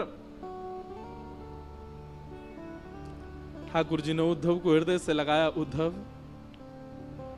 वृंदावनम परित्यज्य पादमेकम न गच्छति। मैं वृंदावन छोड़ करके एक पग भी कभी कहीं नहीं जाता। वृंदावन यानी कोई नगर नहीं, वृंदावन यानी कोई तीर्थ नहीं, वृंदावन यानी कोई स्थान नहीं, वृंदावन यानी श्री युगल राधा कृष्ण ही वृंदावन है। वृंदावन विलग नहीं है उद्धव। तो फिर मथुरा लीला ये सब क्या है। भगवान कहते हैं वो मेरा ऐश्वर्य रूप है जो मथुरा में लीला कर रहा है। जो द्वारिका लीला में जाएगा, जो महाभारत लीला में जाएगा, जो आगे की सारी लीलाओं में मेरा स्वरूप दिखने वाला है, वो मेरा प्रभाव स्वरूप है, वो मेरा ऐश्वर्य स्वरूप है। पर वास्तविक मेरा प्रेम स्वरूप जो है वो तो वृंदावन में ही रहता है। वो वृंदावन छोड़ के कभी नहीं जाता, वो सदा वृंदावन में निवास करता है। हर व्यक्ति के दो पहलू होते हैं, एक उसका प्रभाव होता है, एक उसका स्वभाव होता है। ठाकुर जी ने दोनों को विलग कर दिया। स्वभाव वाले श्री कृष्ण तो पूरे विश्व में भ्रमण कर रहे हैं, गीता का ज्ञान दे रहे हैं, सुदर्शन चक्र घुमा रहे हैं, पर स्वभाव वाले कृष्ण, प्रेमी श्री कृष्ण, त्रिभंग लली श्री कृष्ण, मधुरवंशी बजाने वाले श्री कृष्ण, ब्रजवासियों के घर से मक्खन चुरावे वाले, गैयान को चरावे वाले, वो श्री कृष्ण तो वृंदावन छोड़ के कभी नहीं जाते। उद्धव, मैं सदा ब्रज में रहता हूं, पर प्रत्यक्ष दर्शन मेरा असंभव है। क्यों? क्योंकि वृंदावन का प्रत्येक कण मेरा ही स्वरूप है, वृंदावन के प्रत्येक वृक्ष मेरे स्वरूप हैं। मैं वृंदावन ही हूं, वृंदावन से अलग नहीं हूं मैं। उद्धव बोले, तो फिर मुझे पागल क्यों बनाया आपने? मेरे साथ ये सब क्यों किया कि तू जा वृंदावन की मुझे बहुत याद आती, आदि आदि ये सब लीला मेरे साथ क्यों की? जब आप ही वृंदावन है, वृंदावन आप में ही है, सब सखा ग्वाल बाल और ये सब आपके अंदर विद्यमान है, तो मुझे क्यों भेजा वहां पर? भगवान बोले, मैंने तुझे पहले भी कहा थी, तू ज्ञानी था, तू विरक्त था, तू श्रेष्ठ था, पर प्रेमी नहीं था, इसलिए तेरे अंदर प्रेम जागृत करवाने के लिए तुझे वृंदावन भेजा था। और ब्रजवासियों के विरह प्रेम से तेरे चित्त में अब प्रेम की ज्वाला प्रकट करवाई है, तुझे प्रेमी बनाना था। क्यों? क्योंकि तू मेरा बहुत प्रिय है, तू प्रेमी बनेगा इसलिए मुझे प्रिय लगेगा, इसलिए मैंने तुझे वृंदावन भेजा। बाकी किशोरी जी और ये सब ब्रजवासी मुझसे कभी दूर नहीं रहते, सदा मेरे संग रहते हैं, सदा हम साथ रहते हैं।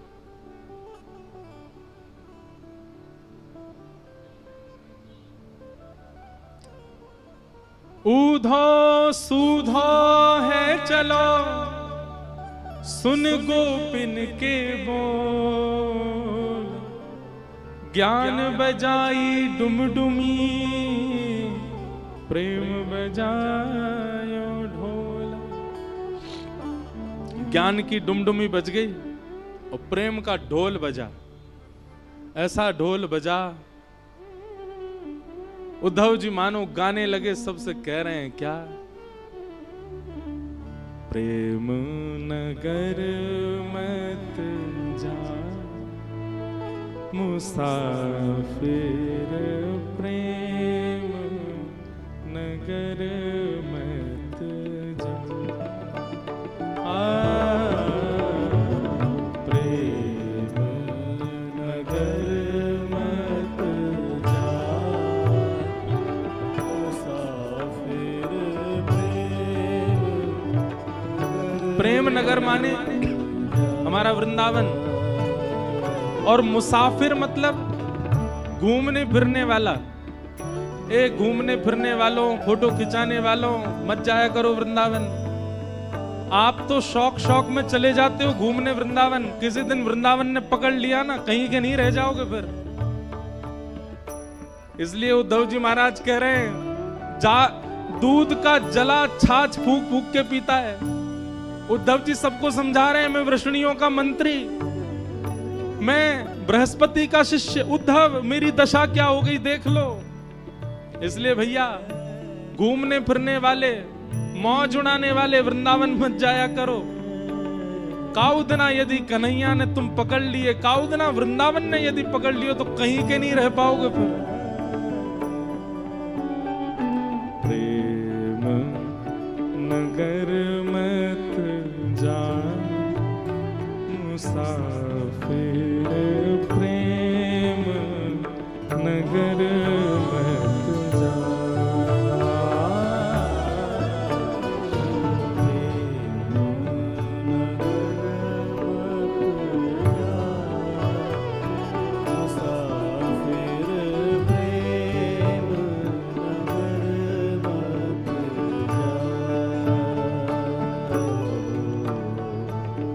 प्रेम नगर की सकरी हैं गलियां, प्रेम नगर की सकरी। कई लोग कहते हैं वृंदावन की छोटी छोटी गलियां हैं, वृंदावन की छोटी छोटी गलियां हैं। क्यों हैं छोटी गलियां? सुनो। प्रेम नगर की सकरी हैं गलियां, प्रेम नगर की सकरी है गलियां। ओ प्रेम नगर की सकरी हैं गलियां, प्रेम नगर की सकरी तो? है गलियां। तामें दो ना समान मुसाफिर प्रेम नगर में जा।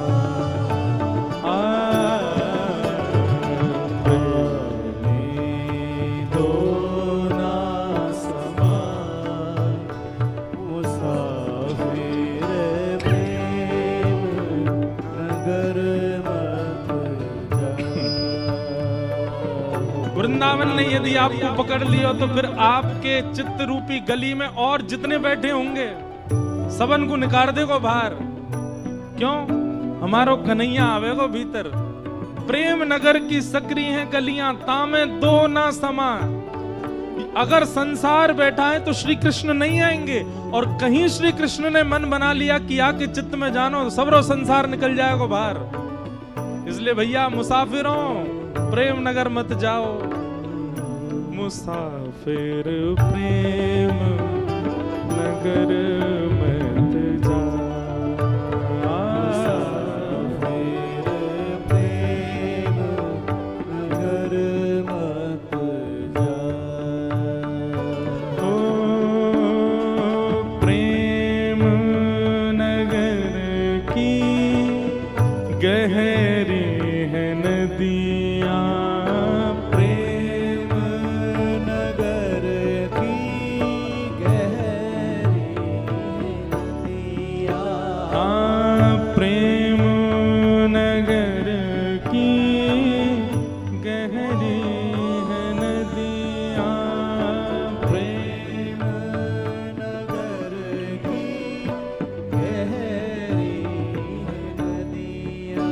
ओ प्रेम नगर की गहरी है नदियाँ, प्रेम नगर की गहरी।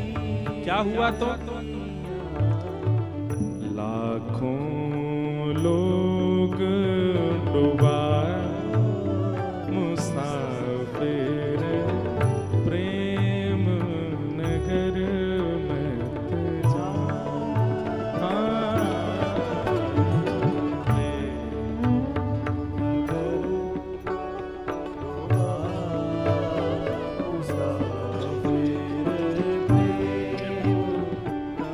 भैया लाखों डूब गए वहां में।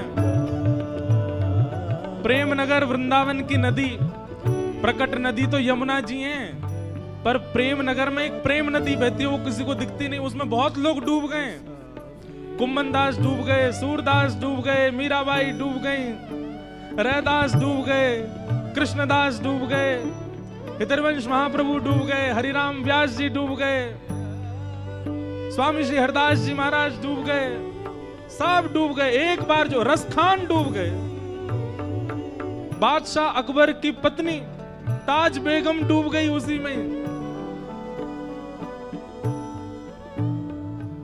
हम सबरे डूबे ना है, अभी पाम डार के बैठे हैं, बस पामन ने ठंडो कर रहे हैं। ज्यादा ना डूब जाओगे फिर पाओगे नहीं, फिर चंडीगढ़ में नहीं पाओगे, फिर वृंदावन में ही पाओगे।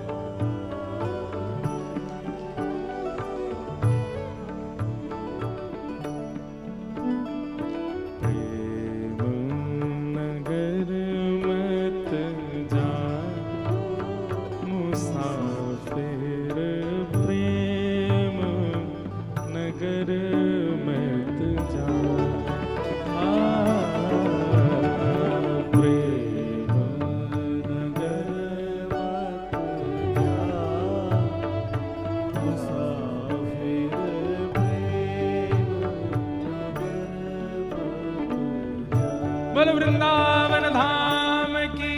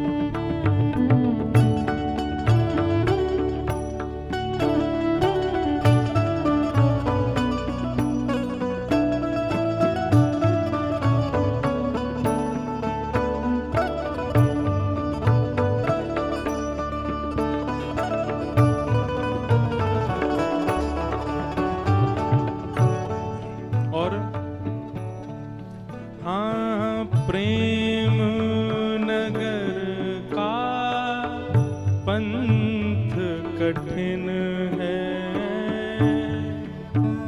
नगर का पंथ कठिन है, प्रेम नगर का पंथ कठिन है,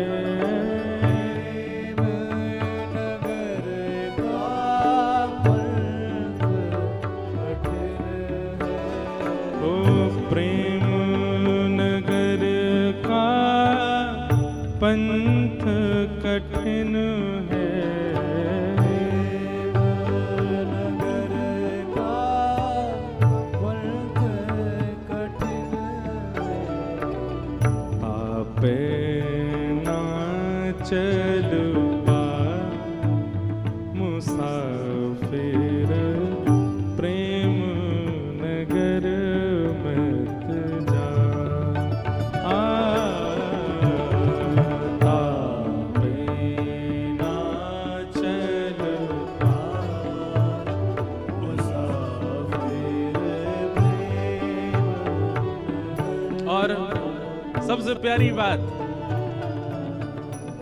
हे प्रेम नगर की सुंदर है परियां, प्रेम नगर की सुंदर है परियां।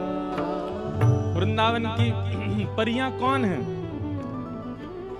वृंदावन के यश को सुनावे वाले सबरे संत जन ही वृंदावन की परी हैं। हमारे श्री प्रबोधानंद जी महाराज जिन्होंने वृंदावन महिमामृत प्रकट किया, वृंदावन की परी, कहने का अभिप्राय क्या है? प्रेम नगर की सुंदर हैं परियां, लाखों लोग लुभा उन परियों को देख के उनके ही हो गए। हमारी वृंदावन की सुंदर परियों में सूरदास भी हैं, कृष्णदास भी हैं, कुम्मनदास भी हैं, हितरवंश महाप्रभु भी हैं। अच्छा, ये तो हैं प्राचीन परियां। हमारे परम पूजनीय श्री मलुक पीठ वाले पूज्य महाराज जी वृंदावन की वर्तमान परी हैं। उनको देख के देखो कितने सारे लोग उनके अनुयायी हो गए। हमारे वृंदावन यश को जिन्होंने खूब गाया और इस कथा के लिए भी जिन्होंने खूब आशीष प्रदान किया, हमारी वृंदावन की वर्तमान परी तो नहीं, परी एक शब्द है क्योंकि लुभाया है, लेकिन ऐसे रसिक शिरोमणि श्री राधा वल्लभ लाल जी के परम प्रिय श्री प्रेमानंद जी महाराज वृंदावन के वर्तमान परी हैं। हमारे पूज्य गुरुदेव भगवान पूज्य पिताजी महाराज परसों आए, अभी बागेश्वर वाले महाराज जी आके गए, जेऊ वृंदावन ही घूमते रहे, ये वृंदावन की परी हैं। और ये सब तो बड़ी बड़ी परी हैं, एक छोटी सी परी मैं भी हूं वृंदावन की। तो भैया, प्रेम नगर की सुंदर है परियां, प्रेम नगर की सुंदर है परियां। ओ प्रेम नगर की सुंदर है परियां, प्रेम नगर क्या किया इन्होंने? लाखों लोग लुभाए मुसाफिर प्रेम नगर मत जा।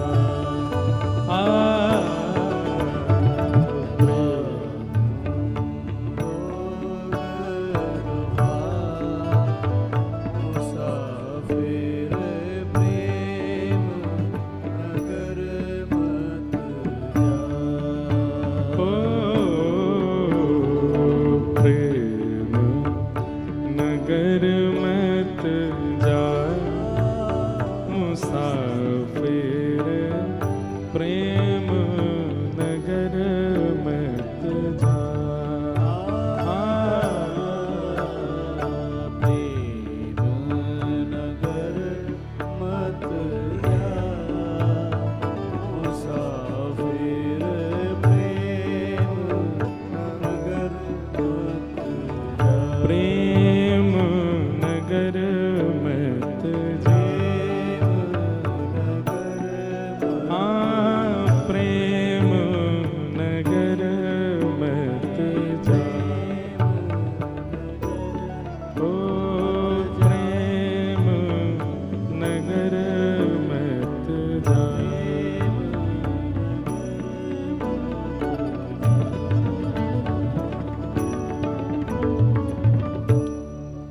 क्योंकि प्रेम नगर गए तो फिर उद्धव जी कहते हैं मेरी जैसी गति हो जाएगी, स्थिति हो जाएगी।